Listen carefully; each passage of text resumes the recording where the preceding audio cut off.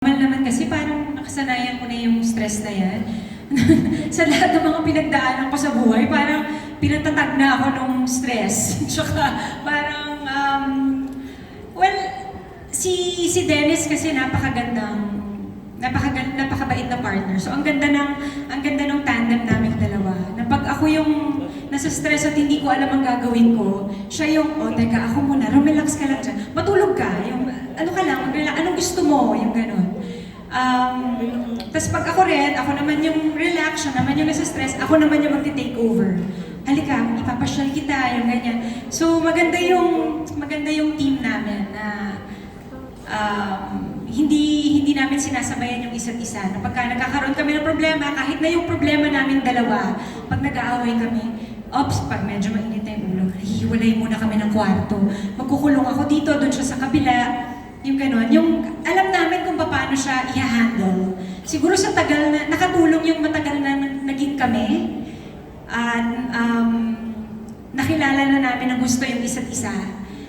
So pagka may mga nakaka-stress or may mga problema, alam na namin kung paano i-handle. Talagang, syempre hindi naman pwedeng hindi ka maapektuhan, di ba? Madalas kahit na alam mo na minsan napagdaanan mo na, basta ulit na lang ulit. Kung sa stress ka ulit, di mo maiiwasan. Pero, nagpapasalamat ako na yung mga tao sa paligid ko.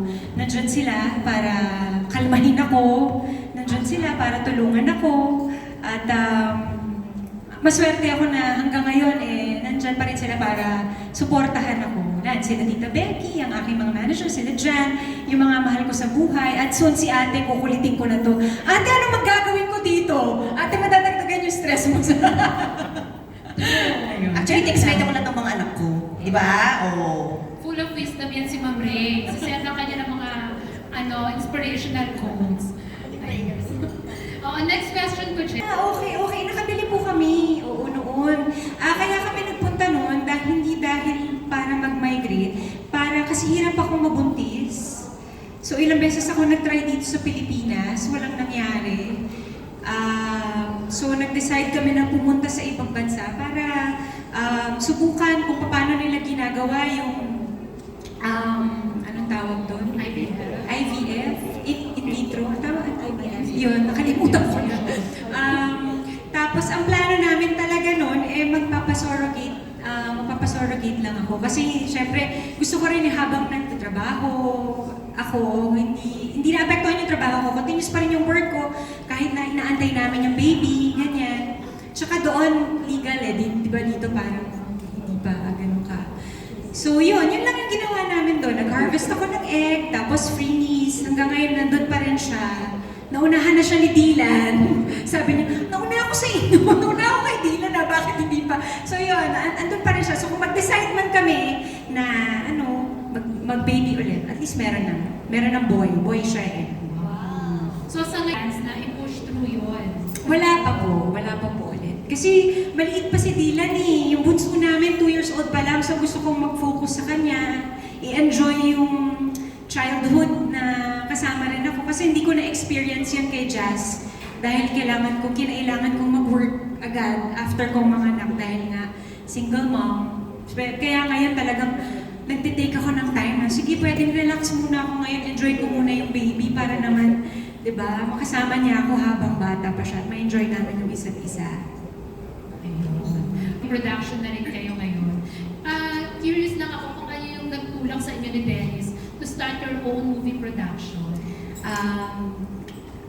Sa loob ng 20 years, syempre, alam na namin kung paano galawan sa industriya. So parang, bakit hindi tayo mag-produce? Diba? Parang, isa yun sa mga passion namin ni Dennis . Lalo na pagka may project na pumapasok, yung ganun, gusto natin ng magandang script, gusto natin na yung production na gagawa ng pelikula namin maayos, maganda yung release. So parang, sa pagiging meticulous namin, gusto namin ilatag doon sa production namin. Gusto namin i-apply lahat ng mga kaalaman namin doon sa production namin. So nag-decide kami na gumawa ng, syempre gusto namin quality film, magandang script, magaling yung writer, maganda rin yung platform kung saan namin ilalabas. So yan, decision kami na gumawa ng sarili production. Syempre hindi naman yun doon magsasara na hindi na kami pwede gumawa sa iba. Gagawa pa rin kami kami sa iba. Pero syempre, gusto namin makagawa ng quality na pelikula.